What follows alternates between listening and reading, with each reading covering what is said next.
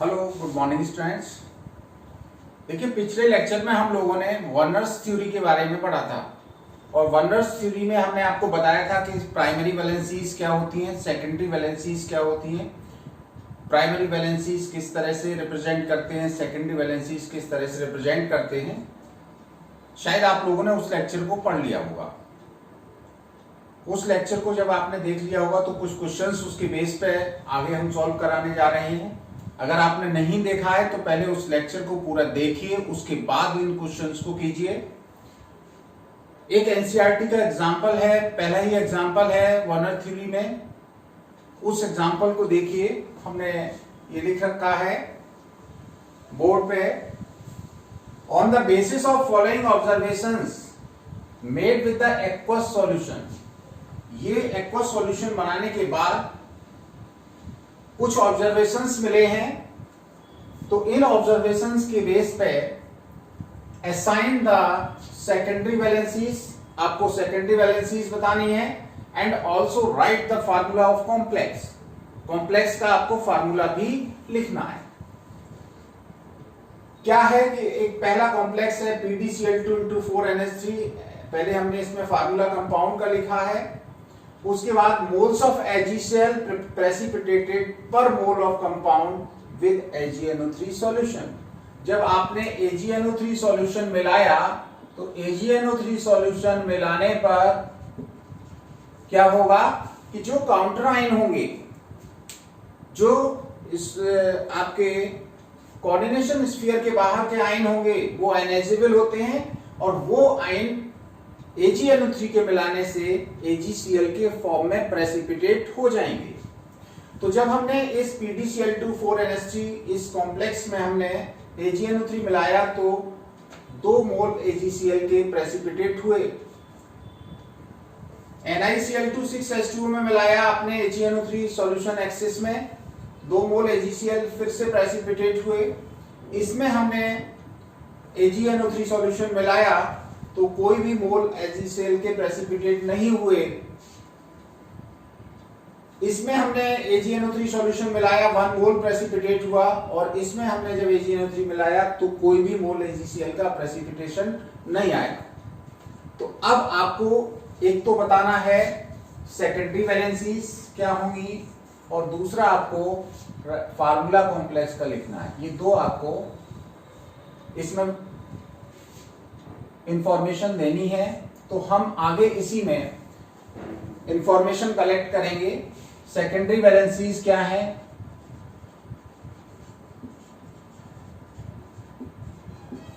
और formula complex का क्या होगा।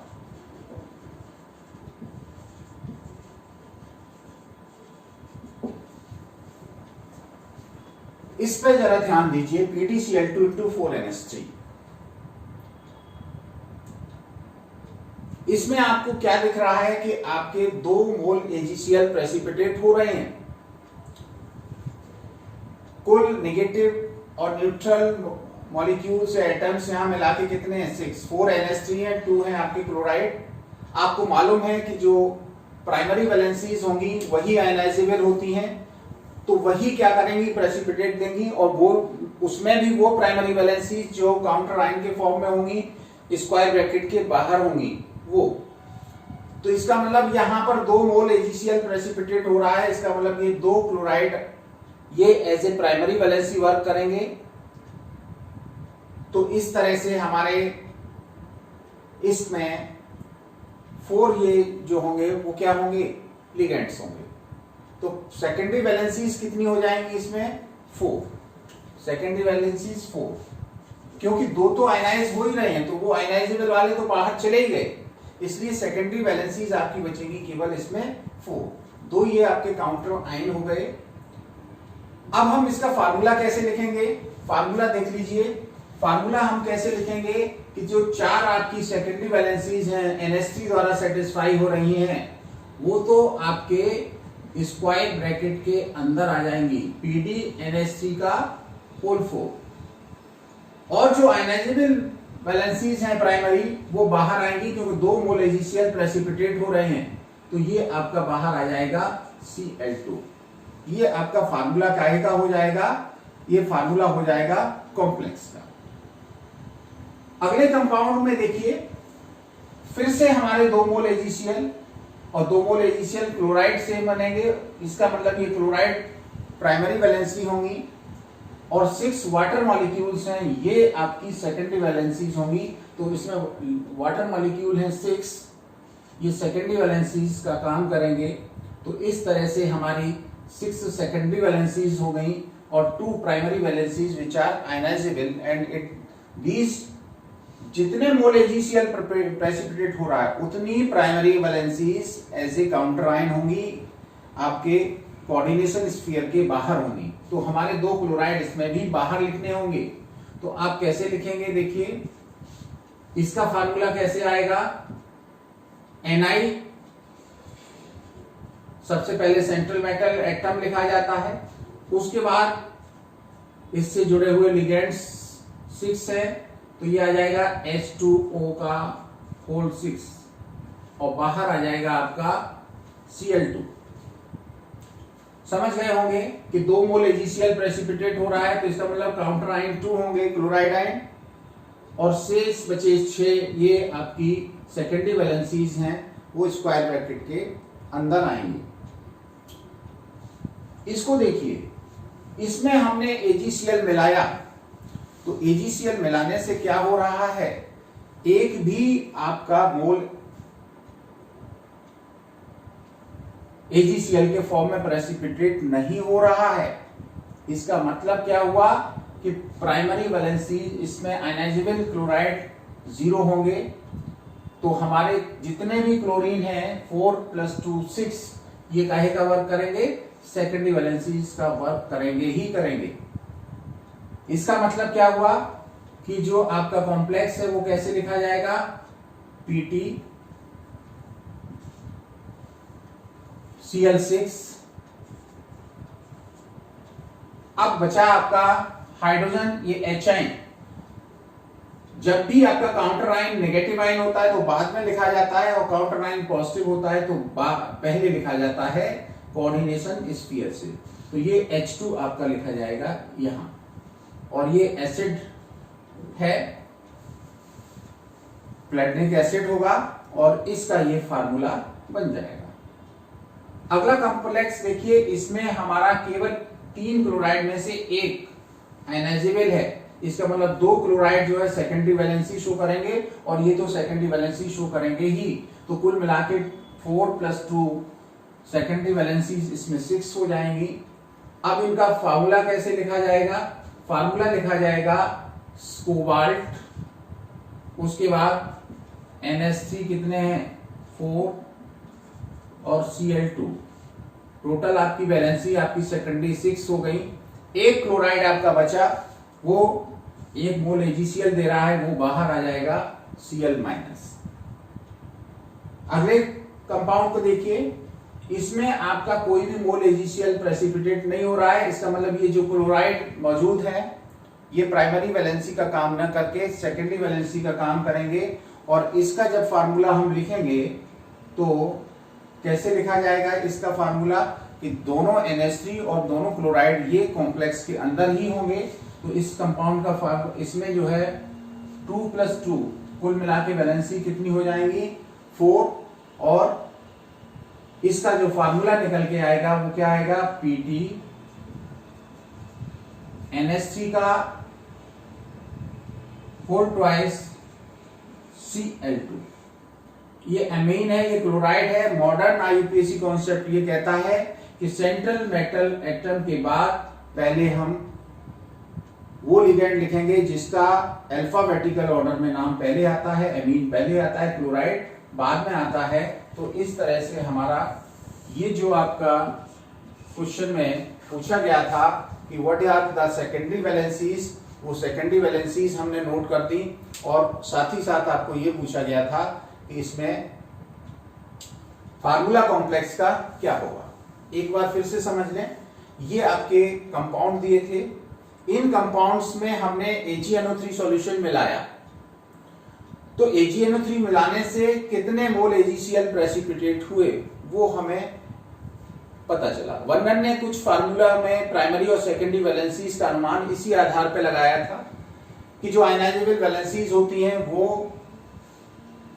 प्रेसिपिटेट AgCl कर देंगी और नॉन आयनाइजेबल होंगी वो प्रेसिपिटेट नहीं बनाएंगी।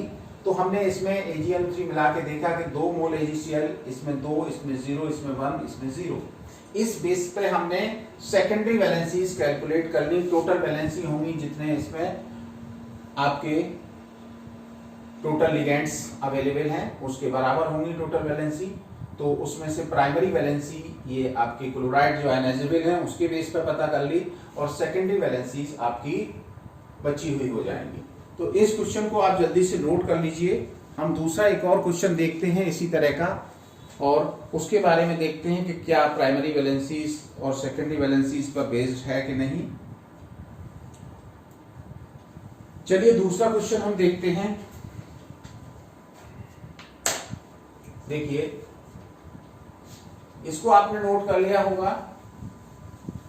आगे चलते हैं हम। एक दूसरा क्वेश्चन हमारे पास है।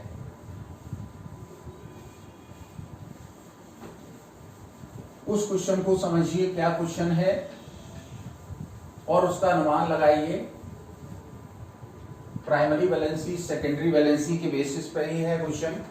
क्वेश्चन ये है, दूसरा क्वेश्चन हमारा ये है कि 1 mole of complex compound 1 mole of complex compound CONH3 का whole 5 Cl3 gives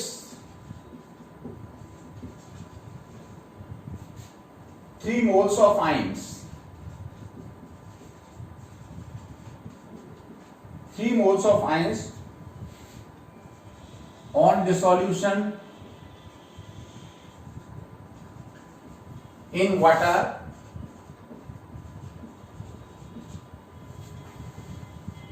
one mole of the same complex, full stop, 1 mole of the same complex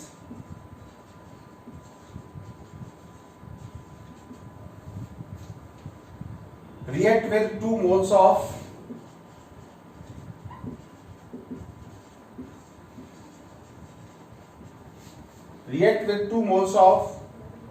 AgNO3 solution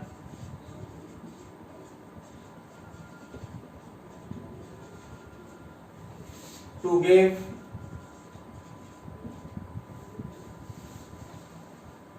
2 moles of AgCl.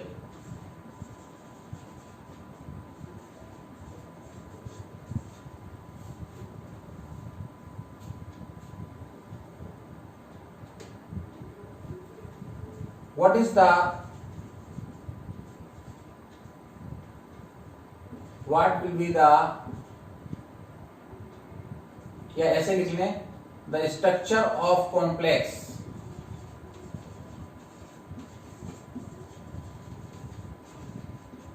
is A आपका दिया है CONH3 का whole 5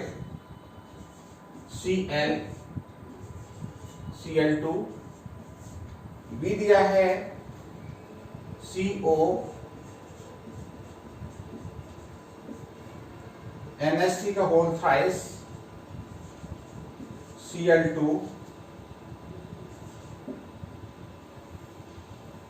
Cl into 2NH3, C दिया है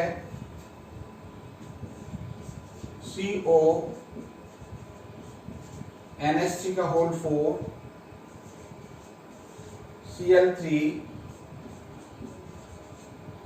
NH3 and fourth option D जो है वो है CONH3 का होल 4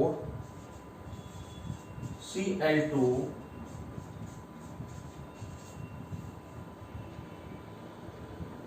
Cl into NH3। तो ये आपका एक क्वेश्चन दे रखा है। इस क्वेश्चन में आपको क्या पता करना है? इस क्वेश्चन में आपको पता ये करना है कि कौन सा सही फार्मूला होगा इसके अकॉर्डिंग। क्वेश्चन क्या है कि 1 mole of complex base gives 3 moles of ions. जब भी किसी कॉम्प्लेक्स का आयनाइजेशन होगा तो कॉम्प्लेक्स पार्ट एक आयन बनेगा और उसके बाद जो है काउंटर आयन जितने होंगे उनके बराबर कुल मिला के आयन बनेंगे। इसका मतलब क्या है कि 3 mole of ions on dissolution in water are obtained. It means 1 ion is complex ion and 2 ions are counter ion. तो कुल मिला के हमें ये इससे ये पता चल गया कि हमारे काउंटर आयन कितने हैं? 2 हैं। 1 mole of the same complex react with 2 moles of AgNO3। 2 mole AgNO3 से रिएक्ट कर रहा है और उसके बाद क्या मिल रहा है? 2 मोल्स AgCl। ये बात भी कंफर्म हो गई कि काउंटर आयन हमारे कितने हैं? 2 हैं। What is the structure of complex? Complex का स्ट्रक्चर क्या होगा? देखिए हम क्या करें, हम इसमें AgNO3 सॉल्यूशन मिलाएं।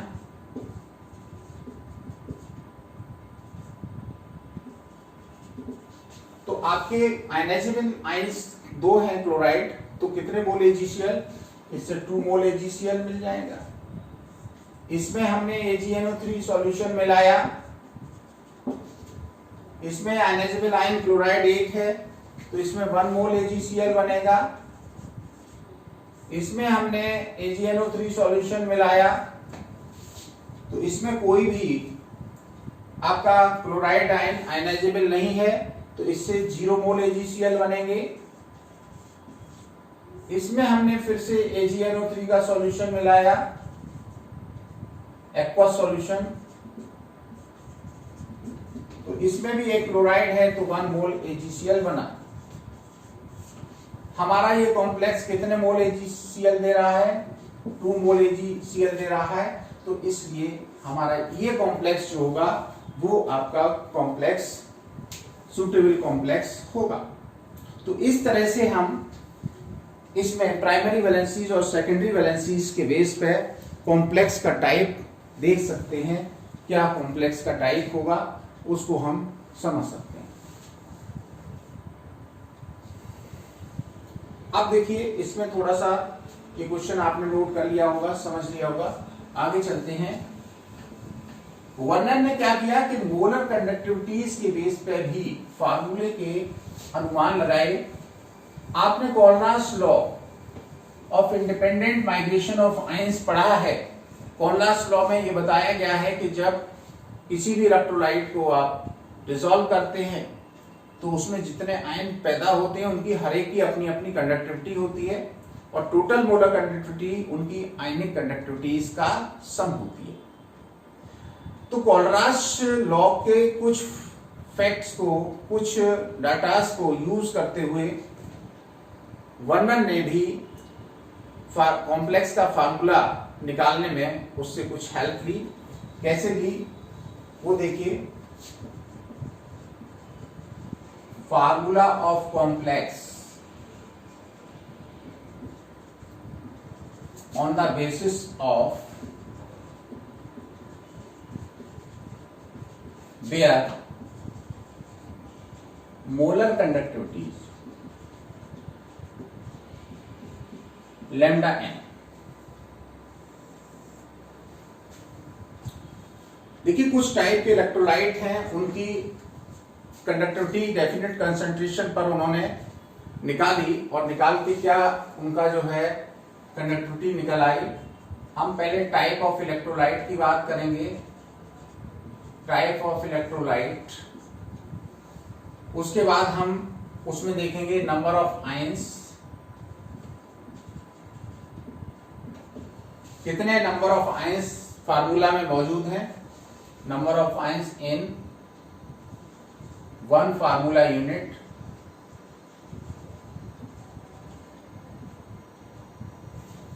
और उसकी molar conductivity lambda m। Ohm inverse किसमें ली जाती है? Ohm inverse centimetre square mole inverse. तो सबसे पहला इलेक्ट्रोलाइट जो है हमने लिया 1,1 टाइप, ये चार्ज के बेस पे है, केटाइन एनाइन का charge, for example NaCl, KCl। इस तरह के इलेक्ट्रोलाइट्स के number of ion formula unit में कितने हैं, एक केटाइन है एक एनाइन है, तो कुल मिला के फार्मूला यूनिट में नंबर ऑफ आयंस कितने हैं, 2 हैं। और इसकी जो मोलर कंडक्टिविटी निकल के आई वो 127 सेंटीमीटर स्क्वायर या ohm inverse centimetre square volt inverse निकल के आई। दूसरे हमने 2,1 टाइप जिस पर केटाइन पे 2 चार्ज और एनाइन पर कितना हो 1 चार्ज हो, इस टाइप के इलेक्ट्रोलाइट्स को देखा। तो इसमें आप देख लीजिए BaCl2, MgCl2, इस टाइप के इलेक्ट्रोलाइट्स की मोलर कंडक्टिविटीज किस तरह निकल के आई। इसमें आयन कितने पैदा हो रहे हैं, 1 + 2 टोटल 3। तो इन 3 आयनों की कंडक्टिविटीज जो है वो का सम होगी, इसकी मोलर कंडक्टिविटी वो करीब करीब 260 के निकल के आती है। और 3,1 टाइप इलेक्ट्रोलाइट्स को जब देखा गया तो इसमें AlCl3 है, NaCl3 एटसेट्रा। तो इसमें 1 + 3 कुल मिला के आयन कितने हुए 4 और इनकी कंडक्टिविटी लगभग निकल के आई 400।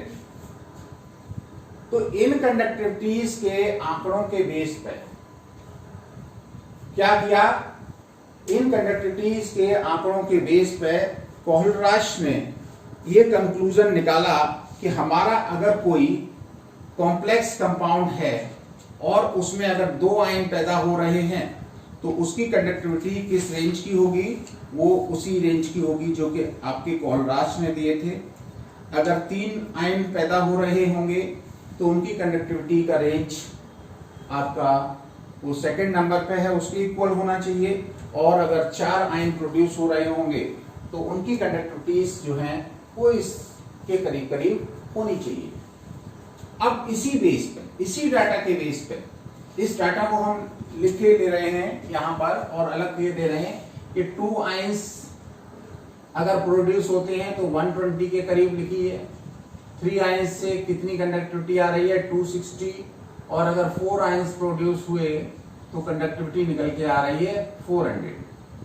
ठीक है ना, ये कंडक्टिविटी हमने नोट कर ली। अब इसको हम थोड़ा सा हटा के एक क्वेश्चन आपको सॉल्व करके बताते हैं कि किस तरह से इस डाटा का यूज करके हम फार्मूला कॉम्प्लेक्स का पा सकते हैं। तो एक क्वेश्चन है हमारा कि राइट द, क्वेश्चन है राइट द सुटेबल स्ट्रक्चर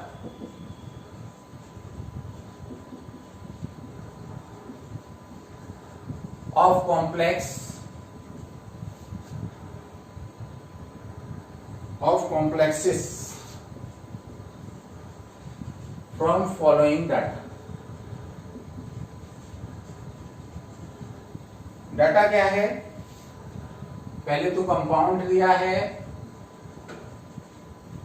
उसके बाद उसकी लैम्डा n दी है, ohm inverse centimetre square mole inverse,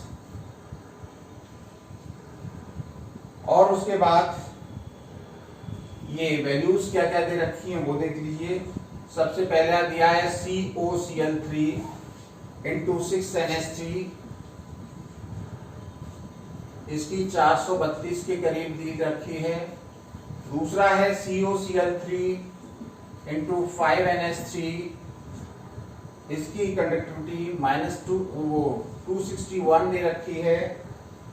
तीसरा दे रखा है COCl3 5NH3 × H2O, इसकी 413 के करीब दे रखी है। और अगला है COCl3 × 4NH3, इसकी दे रखी है करीब 100। आपको क्या करना है, फार्मूला कॉम्प्लेक्स का निकालना है। तो आप न कैसे फार्मूला कॉम्प्लेक्स का निकालेंगे उसको समझते हैं।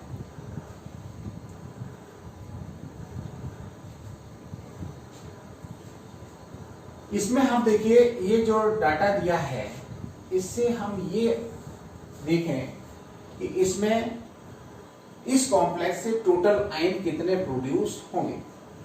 क्या देखें, नंबर ऑफ आयंस पर मॉलिक्यूल कितने पैदा होंगे, वो इस डाटा से हम पता कर लें कि उसमें 2 आयंस 3 आयंस या 4 आयंस के इक्वल है कंडक्टिविटी। इसमें हमें क्या पता चल रहा है कि टोटल कंडक्टिविटी 432 है, 400 के लगभग है, तो ये कंडक्टिविटी लगभग 4 आयंस के द्वारा प्रोड्यूस होगी, क्योंकि हर आयन की अपनी अपनी कंडक्टिविटी होती है। तो इसका मतलब इसमें 4 आयन पैदा होंगे, जिसमें से एक तो कोऑर्डिनेट कंपाउंड का जो कॉम्प्लेक्स पार्ट होगा और 3 आपके काउंटर आयन, कुल मिला के 4 आयन के इक्वल इसकी कंडक्टिविटी है। इसकी कंडक्टिविटी कितनी है 260। ये कितने आयन के इक्विवेलेंट है 3 आयन के इक्विवेलेंट है, तो इसका मतलब 1 + 2 इसकी कंडक्टिविटी 3 हो गई। इसकी कंडक्टिविटी कितनी है, ये भी आपके 4 आयंस के इक्विवेलेंट आ रही है, तो 1 + 3 इस तरह से 4 आयन होंगे। और इसकी कंडक्टिविटी 100 आ रही है, इसका मतलब ये केवल 2 आयंस के इक्विवेलेंट आ रही है, तो 1 + 1 = 2। अब हम ये देखें कितने Cl आयन इसमें प्रोड्यूस होंगे पर मॉलिक्यूल, जिससे हमारा AgCl का प्रेसिपिटेट बन जाए। तो नंबर ऑफ Cl आयंस पर मॉलिक्यूल टू प्रेसिपिटेट AgCl। हमने सब में इसमें AgNO3 सॉल्यूशन मिलाएं तो कितने मोल AgCl प्रेसिपिटेट होंगे। तो इसमें आपके जो है 3 आयंस आपके ये कैसे होंगे, एक तो कॉम्प्लेक्स है और 3 काउंटर आयन है, तो 3 आयंस के बराबर 3 मोल AgCl प्रेसिपिटेट होंगे। इसमें 2 मोल AgCl प्रेसिपिटेट होगा, इसमें 3 मोल AgCl प्रेसिपिटेट होंगे और इसमें 1 मोल AgCl प्रेसिपिटेट होगा। तो अब हम इसी में आगे इनका फार्मूला कंपाउंड का लिखे दे रहे हैं। क्या होगा 3 मोल AgCl, इसका मतलब ये तीनों क्या बन जाएंगे काउंटर आयन बन जाएंगे, और ये 6 क्या बन जाएंगे सेकेंडरी वैलेंसी से जुड़े हुए लिगेंड्स बन जाएंगे। तो फार्मूला इसका आ जाएगा CONH3 Cl3। दूसरे पे विचार करिए, इसमें 2 काउंटर आयन होंगे, Cl आयन को टोटल Cl 3 है, इसमें से 2 क्या होंगे आयनाइजेबल होंगे, जो कि कोऑर्डिनेशन स्फीयर के बाहर जाएंगे। शेष एक Cl और ये 5 NH3, कुल मिला के 6 लिगेंड्स आपके ये कोऑर्डिनेशन स्फीयर के अंदर होंगे। तो इसका जो फार्मूला बनेगा वो बनेगा CONH3 Cl × Cl2। इसमें देखिए आयनाइजेबल 3 आयंस हैं, तो इसका मतलब 3 क्लोराइड आयंस, ये सारे क्या बन जाएंगे काउंटर आयन, और ये सारे लिगेंड्स बन जाएंगे। तो इसका फार्मूला क्या आ जाएगा CONH3 एंड H2O, ये दोनों आपके लिगेंड्स बन गए और क्लोरीन 3 आपके बाहर आ जाएंगे। हाँ, और इसमें ये आपका जो 1 क्लोराइड आयन आ रहा है, तो इसमें केवल 1 आपका बाहर काउंटर आयन बनेगा, 2 क्लोरीन आपके ऐसे लिगेंड और ये 4 ये लिगेंड। तो इसका फार्मूला आ जाएगा CONH3 Cl2, ये कॉम्प्लेक्स पार्ट बन गया और 1 मोल आपका AgCl मिलेगा, इसलिए 1 क्लोराइड आयन बाहर होगा काउंटर आयन के फॉर्म में। तो इस तरह से हमने इनकी मोलर कंडक्टिविटीज दी होने पर क्या निकाल लिया, हमने उनका फार्मूला असाइन कर लिया। मोलर कंडक्टिविटीज के आंकड़े लगभग आपके ये दे रखे हैं, तो जिस कंसंट्रेशन पर वो आंकड़े दे रखे हैं उसी कंसंट्रेशन पर हमने ये निकाली है मोलर कंडक्टिविटीज, और उस मोलर कंडक्टिविटीज के डाटा के बेस पे हमारा फार्मूला कॉम्प्लेक्स का निकल आएगा, क्योंकि मोलर कंडक्टिविटी डिपेंड करती है नंबर ऑफ आयंस पर, और कोई भी कॉम्प्लेक्स जब आयनाइज होता है तो ये वाला एक आयन बनता है और ये दूसरे काउंटर आयंस बनते हैं। तो ये तो कोऑर्डिनेशन कंपाउंड का या कॉम्प्लेक्स कंपाउंड का कॉम्प्लेक्स आयन जो है वो एक ही होता है। शेष क्या होते हैं? शेष होते हैं आपकी काउंटर आयन। तो इसकी कंडक्टिविटी 4 आयन के बराबर थी, तो उसमें एक आयन आपका कॉम्प्लेक्स और 3 काउंटर। इसकी 3 के बराबर थी मोलर कंडक्टिविटी, तो एक कॉम्प्लेक्स आयन और 2 काउंटर आयन। इसकी जो मोलर कंडक्टिविटी थी वो 4 आयन्स के बराबर थी, इसमें से एक कॉम्प्लेक्स और 3 आपके काउंटर आयन। इसी तरह से इसकी 2 के बराबर थी, तो एक कॉम्प्लेक्स और एक आपका कैसा हो गया? काउंटर आयन हो गया। तो इस तरह से हम मोलर कंडक्टिविटीज के बेस पर भी वर्नर ने इनके फार्मूले डिराइव करने की कोशिश की थी। तो ये तो आपकी वर्नर थ्योरी और उससे संबंधित क्वेश्चंस हो गए। आगे हम जो वैलेंस बॉन्ड थ्योरी है बॉन्डिंग की, उसके बारे में नेक्स्ट लेक्चर में स्टडी करेंगे। Thank you. इसको रिवाइज करिए। तब तक के लिए आपको इसके रिवीजन के लिए छोड़ देते हैं। Thank you.